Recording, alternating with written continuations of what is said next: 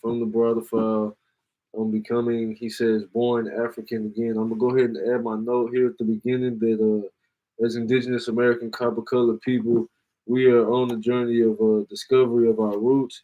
And so on becoming born African again, if we were never African to begin with, we will be becoming born copper again, becoming born indigenous again, potentially even becoming born Atlantean again or Kemetic again.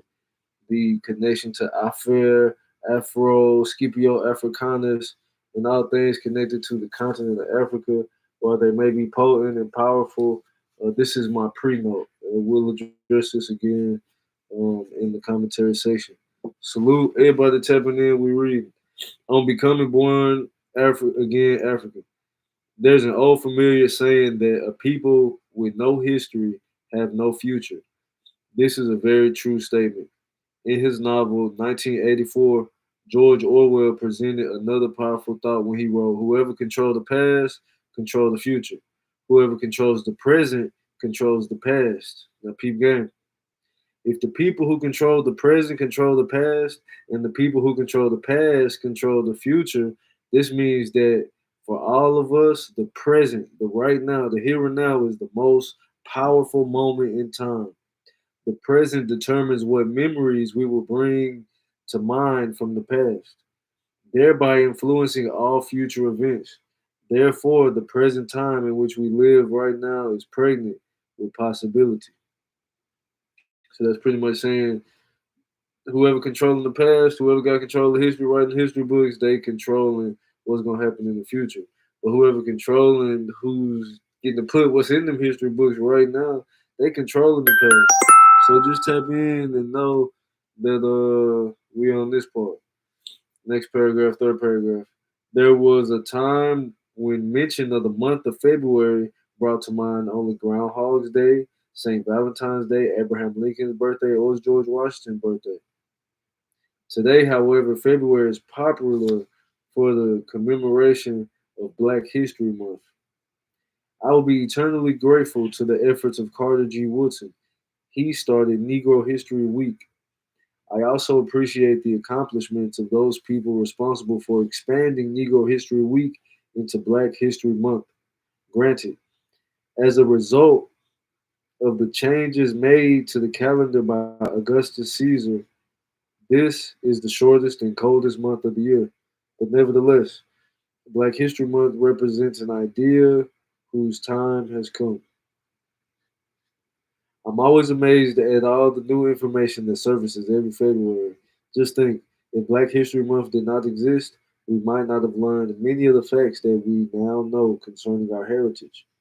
Unfortunately, some of us wouldn't even miss this knowledge. I mean, after all, how can you miss what you never had? Of course, this realization should make us all wonder and question just how much of our history is waiting to be rediscovered. Just as Negro History Week evolved into Black History Month, the next logical progression is the institution of African History Day. Every day, it was the African, after all, who was responsible for the creation of time. The first calendar, 365 and one-fourth days, the hour, the minute, and the second are all concepts that sprang from the African mind. We now have the potential to become born again Africans if we resurrect within our consciousness the African. So I'm gonna get it on and wrap it in right here. We now have the potential to become born again Atlanteans if we resurrect within our consciousness the Atlantean presence within our midst. The same forces which inspired our ancestors to become pyramid builders, physicians, metaphysicians, alchemists, and mathematicians, and great men and women in general are still with us today. The oldest story of resurrection is that of the Kemetic Neter Asar. It is a story over 7,000 years old.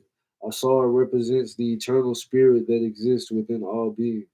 His symbol, the Tekken, can be found in every major city in the world.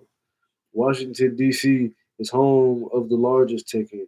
It is called the Washington Monument, which comes from a certain temple and so forth. It is the symbol of the United States and represents its driving force. The founding fathers saw fit to build this country's foundation on Atlantean principles, and left symbolic evidence of their intentions, like the Washington Monument. The symbols on the back of the dollar bill, the pyramid, and the all-seeing eye represents an attempt to resurrect Atlantean spirits. The Atlantean history is alive and well in America. It just isn't presented as Atlantean. The first step to becoming a born again Atlantean is to be aware of the copper presence here in America. The second step is to use this knowledge with a as a philosophical base to build upon. This must be done with an awareness of the importance of the specific train of thought. Your philosophy determines your thought pattern. Your thought pattern determines your attitude. Your attitude determines your behavioral pattern. Your behavioral pattern determines your actions. So, in the sense, your philosophy determines your actions. So, if you're a born again copper colored person, your actions will be in alignment with your you believe or know to be true, your philosophy. The idea of becoming a born again copper colored person is symbolized in the logo associated with this philosophical thought. The Kemetic Ankh and a indigenous and Atlantean cross, a Kemetic cross, which represents the key of life, is superimposed over a map of the United States and represents two thoughts: the copper colored presence in America and the resurrection of the copper color consciousness in the American population, particularly those of indigenous descent. The sooner we recreate a positive image of the copper colored antiquity in our minds, the sooner we will embrace copper and Atlantis. Once we embrace the motherland and all of her offspring, we will truly reap the benefits of this reunion.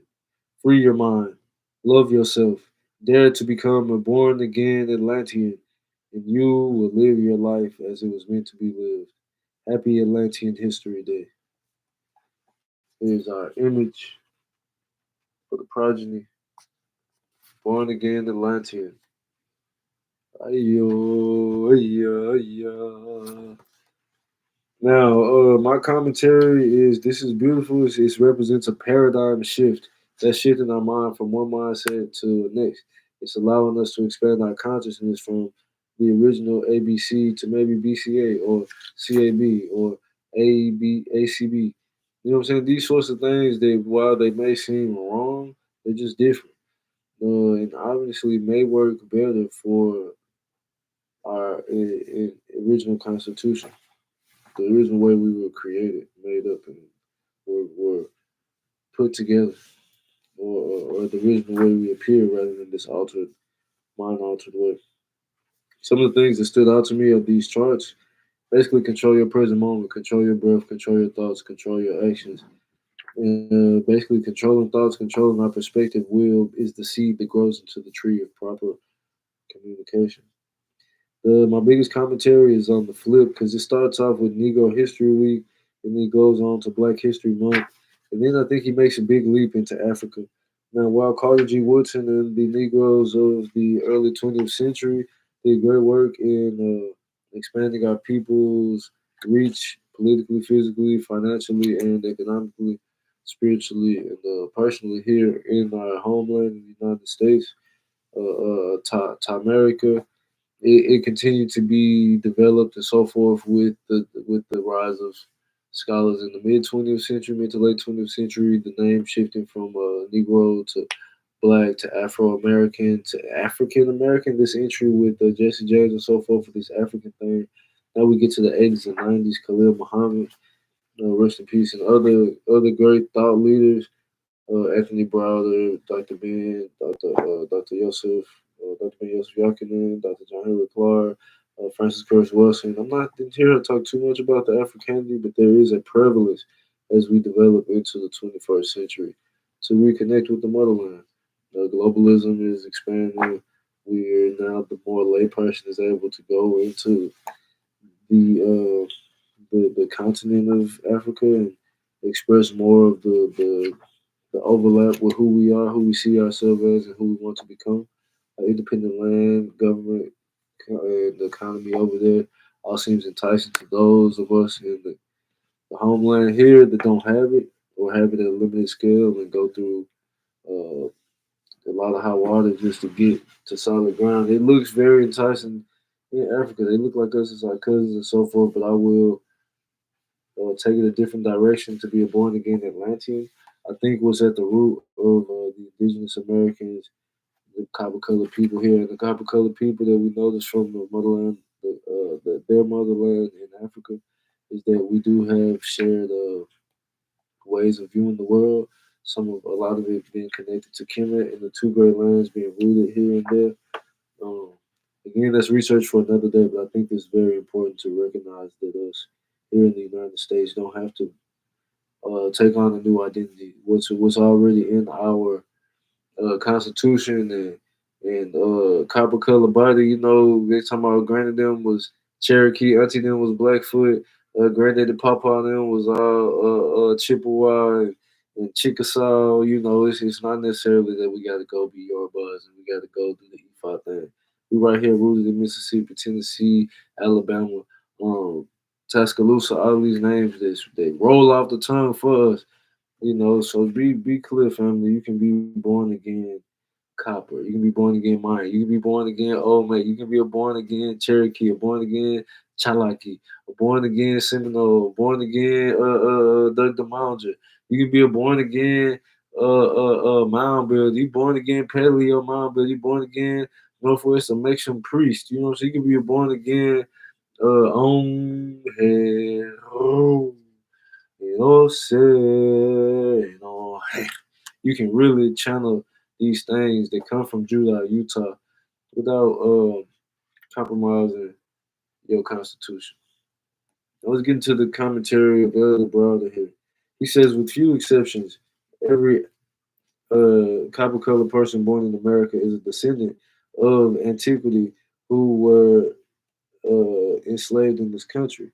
You say you aren't an African? Do you need? Yeah, he talking to me. You say you aren't an African? Do you need proof?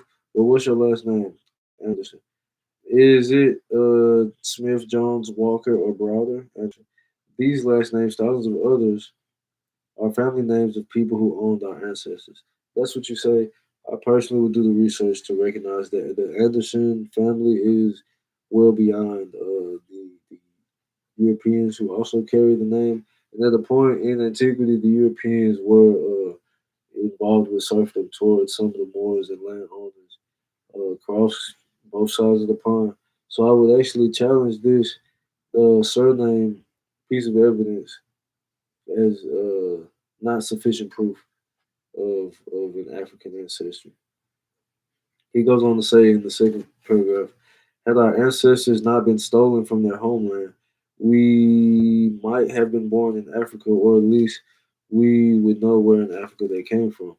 We would have been named after our foreparents and would have last names like Nkrumah, Job, or Mandela. Again, I push back on that. We don't have a clear proof that our ancestors, me personally, as I search my own genealogy goes into, um, as far as we go into Alabama, Mississippi, it's deep, deep, deep as I get into that dark root. I've not seen African no ship transfers and so forth. No African names. Found Indians though, indigenous folks. So we look at that to say we would have some of them may have been if they come out the 1800 transfer, but looking at it like this, we might have been born on our homeland with the native names, Tanasi, Alabama, and so forth. Yeah, these Nkrumahs, Jobs, and Mandela's there on a whole nother place. Boom. So yeah, there's. I would also say, folks, that's tapping into this African thing, indigenous thing, is to realize that there's a such thing called POWs, prisoners of war. When there's a contest for land and resources on the land where the contest occurs, at times the invading army may coerce, recruit, drug, steal, brainwash, bribe, so forth. Some of the indigenous folks or their enemies. into working with them. And in that case, they would be sellouts. But also, they may win a battle and conquer a township. Those men, women, and children are now prisoners of war, which in all effects could look like enslavement. There is no agency as a prisoner of war beyond the diplomatic rights that are negotiated between the two warring parties. So it may say prisoners of war shall all be treated to water and 3 square meals a day under any conditions of war on both sides. That is to be honored if the contest is truly reputable. Now, in terms of this, were the contest between the Moors, the Dagdamaja indigenous folk, and the invading armies of Europe and the Dark Kings over there, the Dudemores, as they say, there was a lot of prisoner of war. And in the beginning, he said, "He who controls the present, who controls the present right now, the children of the European invaders." What past are they altering? The past, which was the greatness of the copper colored people in this continent. And how does that say for the future? Well, you guys who are stewards of the land are not actually from here. We are going to put some pale faces on the boards of the Cherokee and the Chippewa and the Chickasaw, and there will be European dominance from the halls of Parliament and Congress all the way into the native courthouses. And with that destruction and paper genocide, we'll send you copper colored Americans over there to Ghana, South Africa, Nigeria, and so forth with your country dirty mole cousins. Again, folks is being duped, hijacked, and confused to think that we are from Africa. And I would just encourage you, folks who may not know the paper trail, to ask your granny. Who's her mama? And who was her mama? And who was her mama? Write down the names. Write down the place where they was born at. Write down their birth names, who they married, when they got married, who were the names of those people, where were they, when did they die. Very important. Death certificates are easier to find than birth certificates. Go to your county clerk, go to your state archives, library. There is a connection with interstate library loans. If your folks might not be from Tennessee, they could have migrated from Kentucky like mine, or shot up from Mississippi like them other ones. You're gonna have to take a trip or make a call. Hey, can I get the Dolls Roll from 1888? Do you have any records of the people who were on the Trail of Tears? Are there anyone with the name of my great grandpappy? Let me scroll through. All right, these sorts of things will be instrumental, family, for uncovering how to become a born again copper colored American. He continues on to say, page 24. As 13-year-old youths, we would have been prepared for our rite of passage and initiation into adulthood. That gets me to the next book we're going to read. But yeah, initiation for young men from boy psychology into man psychology. We would have eagerly anticipated and participated in a ritual that was hundreds of centuries old, a ritual designed to secure our place within our community for our benefit and the communities and the generations to come after us. Again, that is a beautiful sentiment made by Elder Browder. The rituals, initiations for young men to become adult minded men, to become better for themselves, their families, their communities, for the women, for the children, and the whole totality of the nation that we are part of as many families.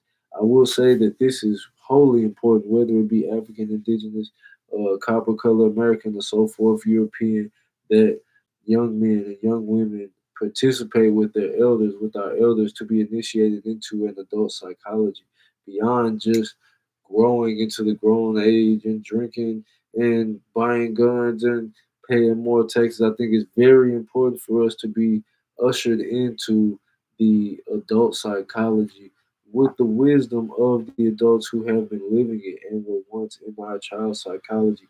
This intentional passage of the torch and ushering in over the threshold into wholeness is absolutely important for 13-year-olds, whether they be copper colored, whether they be Chino, whether they be a Mexican, a mixer, however these folks is. young human beings that need to be elder human beings, and it's very important that we do this. What he said, a ritual designed to secure our place within the community. So, family, tap in on my other book we got. It's called the King, Warrior, Lover, Magician. We're gonna be reading that next. He goes on to say the love for the value of a copper colored life is best summed up in the Ghanaian in the afterlife is best summed up in the Ghanaian proverb. It takes one woman to birth a child, but it takes an entire village to raise it.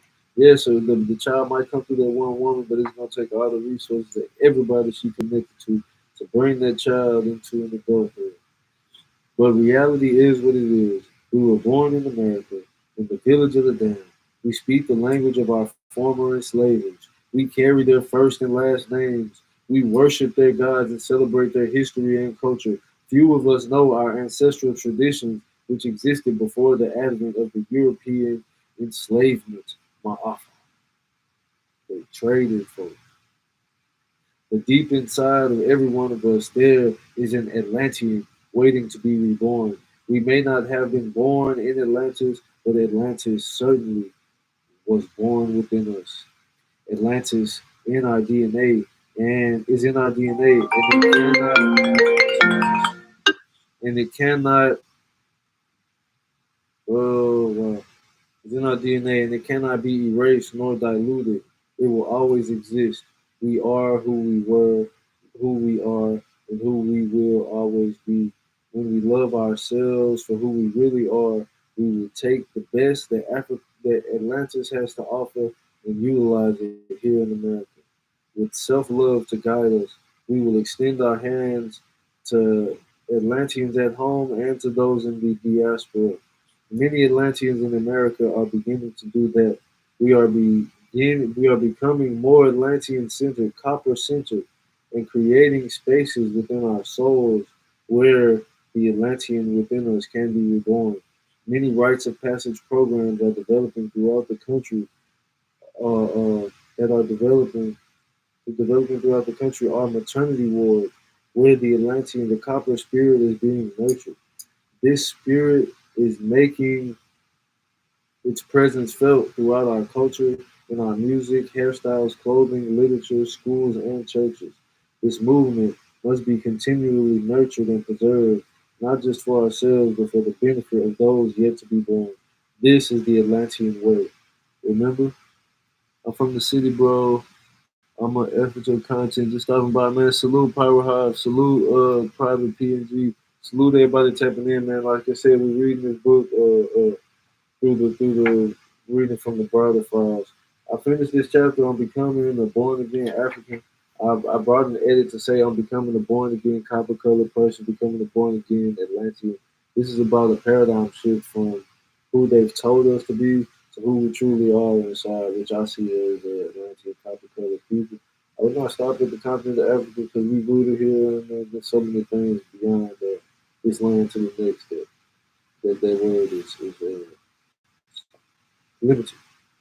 Now let's go through his references and suggested reading. Marimba Ani, Let the Circle Be Unbroken. That's New York, 1980. Dr. Bean Joseph Yakin Hatip. Black Man of the Nile, New York, 1981. Hatibu. We got Jackson and Dahlman Benton, Project Sankofa, a Rites of Passage program. That's out of Columbia, South Carolina. That's going to be 1998. We got Martin Bernal with the great book, Black Athena, The Afro-Asiatic Roots of Classical Civilization in New Jersey, 1987. John G. Jackson, again, Intro to African Civilization, New Jersey, 1970.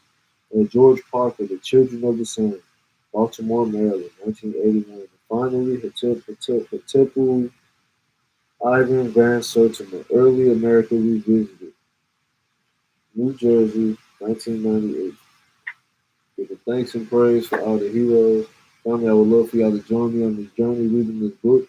We are reading From the Browder File by Anthony T. Browder. This book was published in 1989, republished in the year 2000. Wonderful, wonderful book about 22 essays on our identity, growth, and evolution through this lens of KiLiK in America. So I'd love for y'all to join me in reading this book. Next chapter, family, I'm going to actually read it here potentially tonight. It's going to be called A Time for Heroes. I'd love to see you there, family. A Time for Heroes. Join me on the next one. We're also reading the book by let's see. It's an awesome book. Douglas Gillette and Robert Moore. They have a book on the masculine, evolving the masculine. And, I appreciate y'all, family. Salute. Love y'all.